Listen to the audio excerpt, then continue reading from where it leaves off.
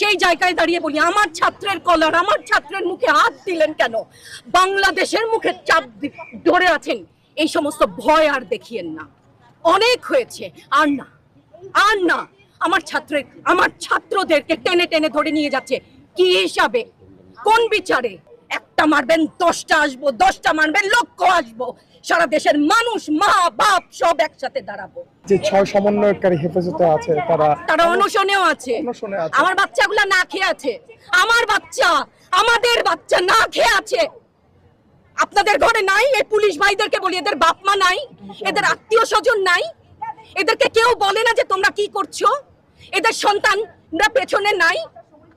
এদের সন্তানদেরকে, এদেরকেও তো আমরা বড় করেছি, এদেরকেও তো আমরা শিক্ষা দিয়েছি।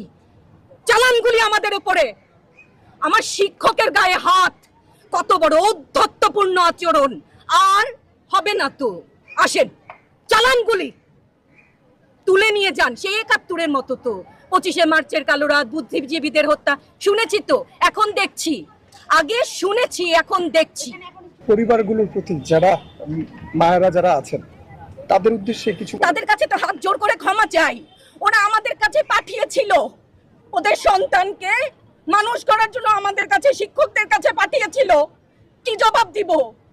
আমার তো কোনো মুখ নাই, আমি শিক্ষক, আমার ভাষা নাই। তাদের কাছে হাত জোর করে মাফ চাই। নিরাপত্তা দিতে পারি নাই। মনে হয় রাস্তায় শহীদ হয়ে গেলে যদি এই লজ্জা আমার কিছুটা কাটে। ওদেরকে বলবার আমার কিছু নাই। প্রশাসন এবং সরকারের পক্ষ থেকে বলা হচ্ছে যে এই আন্দোলনের ভিতরে তৃতীয় পক্ষ এবং জঙ্গি। আরো বলেন না, আমি হিজাব পরি বলেন আমি হচ্ছে গে জঙ্গি।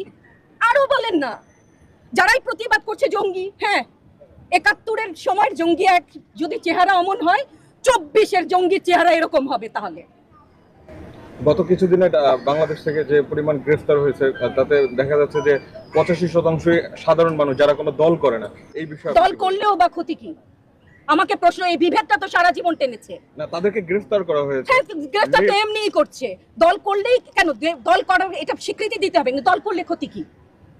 অধিকারই তো চাচ্ছি, সাধারণ মানুষের অধিকার চাচ্ছি, ক্ষতি কি? কেন বারবার আমাদেরকে এই কথাটা শুনতে হয়? এই বিভাজনের সুযোগ তো তারা বারবার নিয়েছে, আবার কেন? ধন্যবাদ। আপনার সন্তানদের উদ্দেশ্যে যদি সর্বশেষ কিছু বলে দেন। আমাদেরকে মাফ করে দাও, কিন্তু পিছু হটবো না, ভয় পাবা না। তোমাদের শিক্ষক আমরা, লজ্জা পাই, তোমাদের থেকে শিখেছি।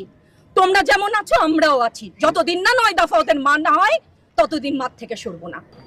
যেখানে 8 বছরের 6 বছরের শিশু বাচ্চা মারা গেছে বিভিন্ন জায়গায়, তো সেখানে আপনি এবং আপনার ফ্যামিলিকে এই দেশের